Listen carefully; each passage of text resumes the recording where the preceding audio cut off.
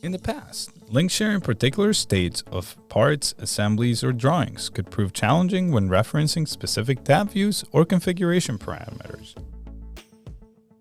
In this update, we have added the ability to share a link that references a particular configuration, display state, and tab view. You will find the option to copy this link to the clipboard next to the document name on the top left. Exceptionally useful when intending to share a specific view, such as displaying the sheet metal tab when we're sharing with someone.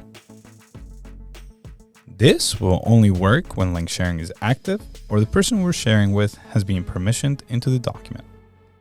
In this release of Onshape, we have added the ability for administrators to override the revision table format as a company-level standard. You can now rename the standard table, rearrange columns, add new columns with properties to your revision table, and capitalize all titles.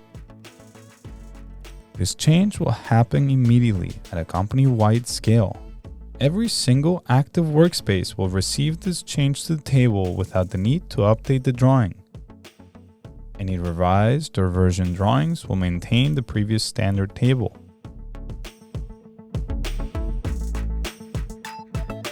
Thanks for watching.